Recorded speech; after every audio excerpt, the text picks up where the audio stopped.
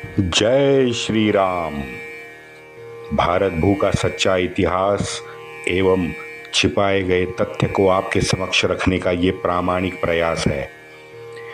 मित्रों, एआई के युग में ये रोमिला, ये मोहम्मद हबीब, ये इरफान हबीब जैसों की सारी असत्य आदि झूठ परिकथाएं इन्होंने जो लिखी है, अगर ये परिकथाएं डाटाबेस में सत्यापित बन के फीड की गई तो बड़ा अनर्थ होने वाला है। इस षड्यंत्र को रोकने का कठिन काम है, मैं जानता हूं। बिना आपके सहयोग के ये शिवधनुष्य व्यक्तिशः उठाना असंभव है। आपसे अनुरोध है कि लाइक, शेयर और सब्सक्राइब करके हमें बल देना ना भूलें और बेल जरूर दबाएं।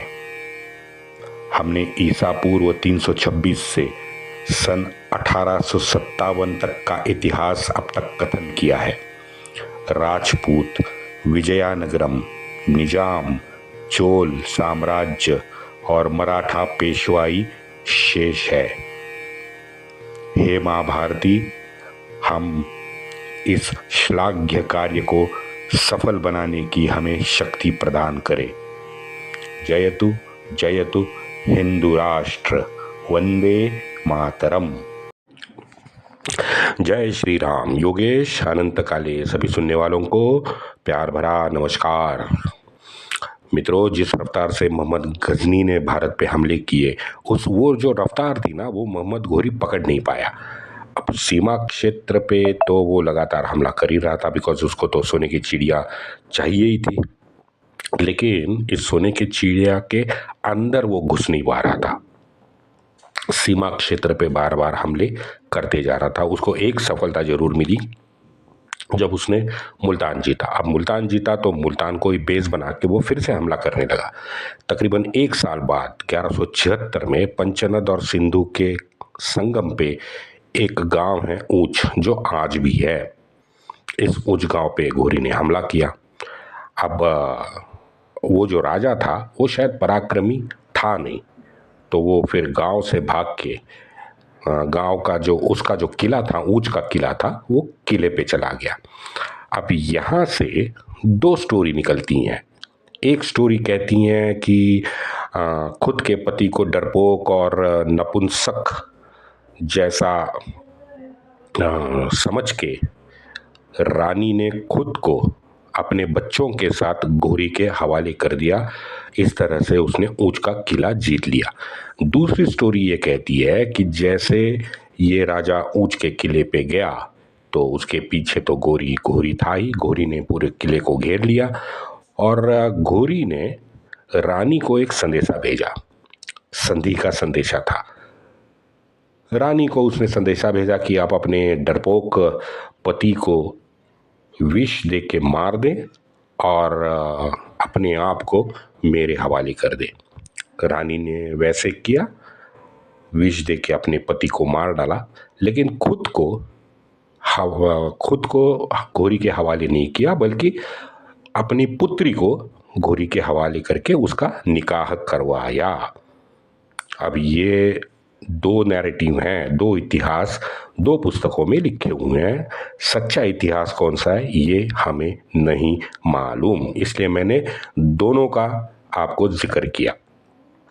अब 1176 से 1178 2 साल ये अपना घोरी हीरो लगातार पराभूत हो रहा था, लेकिन कोशिशें बार बार कर रहा था।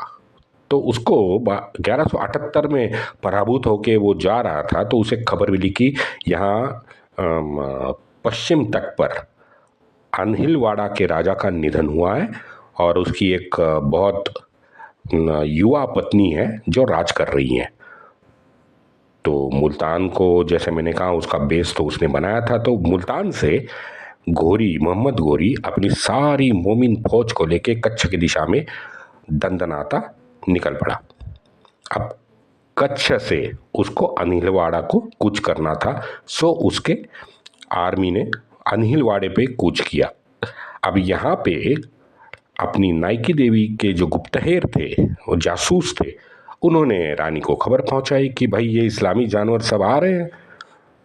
तो उसने तुरंत क्या किया, उसने तुरंत आजू बाजू के जो शासक थे, प्रमुख सरदार थे, छोटे मोटे जितने भी राजा थे, उनको बुलाया। अब उसमें कुछ नाम आए हैं, वो बता देता हूँ। जालोर जालोर राजस्थान से कीर्तिपाल चौहान आए। अरबुदा से धरावर्ष परमार आए। नदूला से लहान देव आए। ये शायद ये 3 प्रमुख राजा थे जो रानी के साथ आ गए, और उन्होंने सब ने मिलकर एक योजना बना दी। योजना क्या थी कि भाई मोहम्मद घोरी को अनहलवाड़ा से दूर रखा जाए। तो मोहम्मद घोरी जब माउंट आबू से नज़दीक एक कायदरा नामक गांव है, वहाँ रुका, तो उसको ये पता नहीं था कि भाई सामने से कुछ तूफान आ रहा है, क्योंकि ये आपको मैंने जैसे बताया ना बार बार, ये खाना बदोश रेगिस्तान में लूटमार करने वालों को ये अरेवली की पर्वत श्रृंखला, जंगल, इन सब में आगे बढ़ना बहुत मुश्किल हो रहा था। लेकिन भैया ये तो नबी के सुन्नत पे चलने वाले मोमिन है। तो इस्लाम की त्रय सूत्री थी, जर, जोरू और जमीन की लालसा, और यही लिप्सा उन्हें इस मौत के कुएं में कूदने को मजबूर कर रही थी। अब कायदरा में ये रुके हुए थे, तो कायदरा में एक घोरी को मैसेज आ गया। अनहलवाड़ा से रानी का दूत घोरी के सामने खड़ा हुआ। रानी ने संदेशा भेजा था। क्या संदेशा था? घोरी को ये संदेशा रानी ने दिया था कि पूरे गुजरात के मेरे सामान्य जनों को अगर आप अभयदान दोगे, अगर आप लूटपाट, आगजनी जैसे अत्याचार नहीं करोगे, तो मैं मेरे बेटे के साथ अपने आप को आपके हवाले करने को तैयार हूं। अब ये सुनने के बाद में घोरी तो आनंद से पागल हो गया, क्योंकि घोरी के लिए ये तो 5 उंगली घी जैसा मामला बन गया। हाँ कहने में उसका क्या जा रहा था बताओ। और वैसे भी ये वचन पूर्ति, दिया हुआ शब्द, नीति, ईमान, निष्ठा, विश्वासार्हता वगैरह वगैरह, ये शब्द इस्लामी ना समझते हैं ना मानते हैं भाई। मेरे पास तो असंख्य असंख्य उदाहरण है, असंख्य उदाहरण मैं बता सकता हूँ कि ये लोग हमेशा आपसे मीठी बात करते करते आपके पीठ पर खंजर खोप देंगे, और उनके लिए ये नॉर्मल है, क्योंकि सभी नबी के सुन्नत पे चलने वाले इस्लामी दरिंदों की यही फितरत होती है। लेकिन अब उस काल में 1100 साल पहले ये हमारे मासूम, धर्मनिष्ठ, नीतिमान, धैर्यशील, सहिष्णु और सच्चाई के रास्ते पे चलने वाले सभ्य समाज को ये इन इस्लामी दरिंदों की ये जो घिनौनी चाल थी, ये मालूम नहीं थी। नए थे ना, अभी अभी तो आए थे, 150-200 साल हुए थे, क्योंकि पहला हमला जब मोहम्मद कासिम ने किया उसके बाद तकरीबन 125 साल तक आंख उठाने की इन्होंने हिम्मत नहीं की थी। चलो, भारतवर्ष का प्राचीन इतिहास है, हाँ, और इतिहास में सहिष्णुता तो ठूस ठूस के हम में भरी पड़ी है। लेकिन ये इतिहास में भी हमेशा हमारे मातृशक्ति ने अपना धाड़स, अपनी धैर्यता, अपनी निडरता, हम सबको इन गुणों से बार बार राक्षसों से बचाया है। पुराणों से लेके आज तक देखो, आज तक की देखो, हमें बचाने का काम इस मातृशक्ति ने ही बार बार किया है। इसीलिए आदि शक्ति की पूजा सबसे पहले हम करते हैं। और यहाँ भी वही हुआ। नायकी देवी ने घोरी को संदेशा भेजा। घोरी फिर मुंगेरी लाल के सपने देखने लगा। और जैसे मैंने पहले कहा था कि नायकी देवी ने तो सब मिलकर अपनी फौज को तो तैयार किया ही हुआ था। तो नायकी देवी फिर निकल पड़ी। निकलने से पहले उसने सारे अपने जो सैनिक थे वो राजवाड़े के सामने बुलाए। उसमें स्थानिक भी खड़े थे। रानी ने बहुत ज़्यादा भावनिक आह्वान वहाँ पे किया। रानी ने सभी ग्रामवासियों को कहा कि मैं मेरे बालक को आपको सौंप रही हूँ। मुझे विश्वास है कि अपने स्वयं पुत्र की तरह ही आप उसे सुरक्षित रखोगे। ये कह के, ये आह्वान करके रानी निकल पड़ी। सब योजना के तहत हो रहा था। रानी घोरी के शिविर के सामने आ गई। अब देखो, घोरी के शिविर के जब रानी सामने आ गई तो घोरी को लगा क्या बात है, क्या बात है। लेकिन इस इस्लामी सुअर को ये पता नहीं था कि मात्र कुछ दूरी पर उसके पीछे हमारे ये रणवीर राजपूत भी यहाँ पे आ रहे हैं। तो रानी नायकी देवी अकेले तलवार लेकर घोरी के सामने, शिविर के सामने खड़ी हो गई और कुछ अंतर पर सभी ये हमारी राष्ट्रवीरों की सेना जोश में पीछे उसके आ गई। अब घोरी यहाँ पे शिविर में आनंदित हो गया। हाँ, उसको पता ही नहीं चला कि पीछे एक बड़ी आंधी भी आ रही है। अब इस आंधी ने उस घोरी के पूरे मोमिनों के शिविरों को इतना पीटा है, भूतो ना भविष्यति। नायकी देवी के सैन्य ने इनकी मार काट की और सभी इस समय, युद्ध के समय, नायकी देवी युद्ध भूमि में स्वतः मार काट कर रही थी। 16वीं शताब्दी के फरिश्ता ने इस पूरे प्रसंग को बढ़ा चढ़ा के शायद लिखा है, लेकिन ये तो जरूर लिखा है कि इस लड़ाई में नायकी देवी ने जो धाड़स दिखाया उसका जवाब फरिश्ता के पास भी नहीं था। हाँ, फरिश्ता ने ये लिखा है कि नायकी देवी के सबसे पराक्रमी जो सैनिक थे वो थे उसके हाथी। उसके हाथी दल ने सबसे ज़्यादा इस युद्ध में कमाल किया। वैसे मिन्हाज सिराज एक लेखक है, वो भी कहता है कि इस्लाम का पराभव हुआ, काफिरों ने घोरी को अपने घर का रास्ता दिखा दिया। और एक चाटुकार है बदायूनी जैसा तवारीखकार भी लिखता है कि बचा कुचा जख्मी सैन्य जैसे तैसे करके गजनी पहुंचा। अब वो मुल्तान नहीं गए, समझ लो बात को।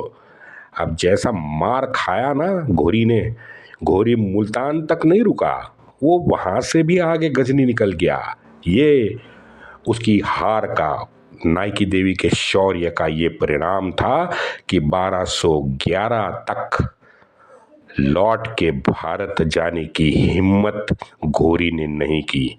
और गुजरात की तरफ तो बाद में भी उसने आंख उठा के नहीं देखा। और ये है हमारे मातृशक्ति का कमाल।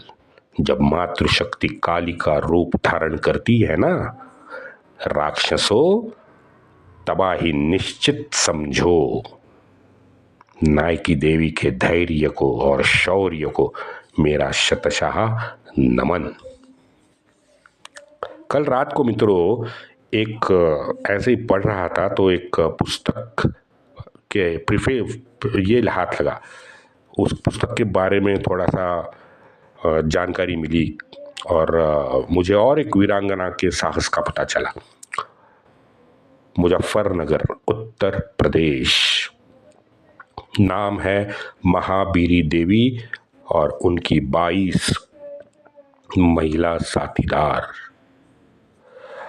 मित्रों, ये तकरीबन आज 20 साल हो गए मैं इतिहास का अभ्यास कर रहा हूँ, लेकिन इस 20 सालों में मैंने इतिहास की पढ़ाई में कभी भी कहीं भी हमारी महान महाबीरी देवी का नाम, ना उनके साथीदारों का नाम मैंने सुना है। यकीन रखो, साहस, शूरता, शौर्य अभूतपूर्व, अभूतपूर्व सुन के मैं रोमांचित हो जाते हैं।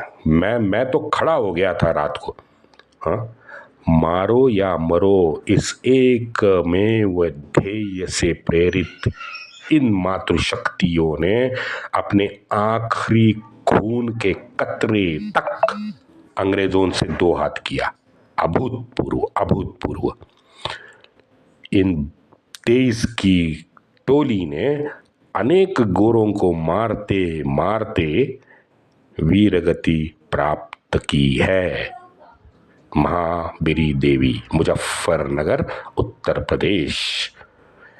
शहर का सार्वजनिक जो कचरा होता है वो उठाने वाली महिलाओं के गठ का नेतृत्व महाबीरी देवी करती थी।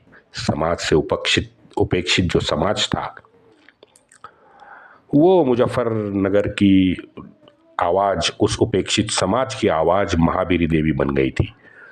सामाजिक दायित्व निभाते निभाते समाज में हो रहे अन्याय, अंग्रेजों की दमन नीति, उनके अत्याचार, हाँ, वो देख के महाबीरी देवी हमेशा बेचैन होती थी।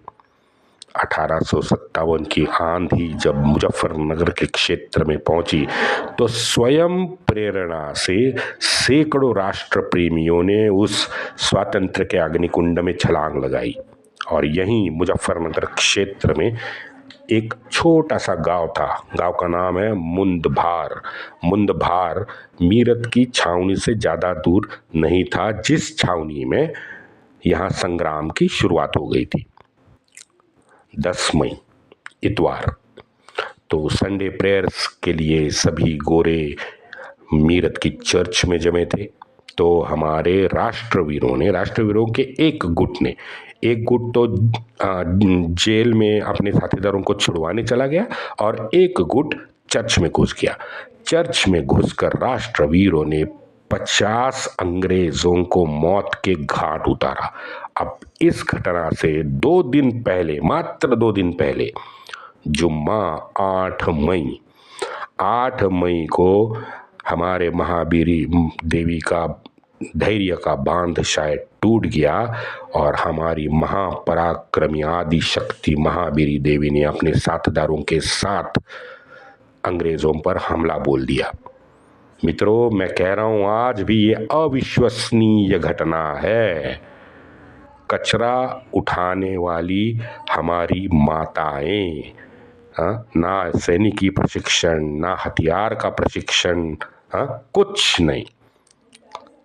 कुछ नहीं, सामान्य महिलाएं और इस सामान्य मातृशक्ति ने एकत्रित होके अंग्रेजों पे ये माताएं काल बनकर बरसी, काल बनकर। उसमें से जो युवा महिलाएं थीं उसने सबसे ज्यादा कहर बरपाया। जरा इनके नाम सुन लो, नाम भी वहां मैंने निकाल के रखे हैं। महाबीरी देवी ये गुट का नेतृत्व कर रही थी। गुट में और भी थे। कौन कौन थे?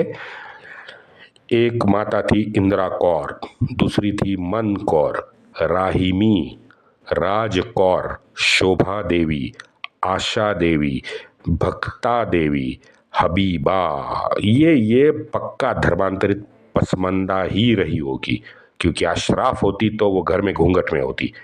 ये बेचारी रास्ते पे कचरा उठाने वाली है तो ये पक्का हमारी एक हिंदू धर्मांतरित पसमंदा मुसलमान ही रही होगी।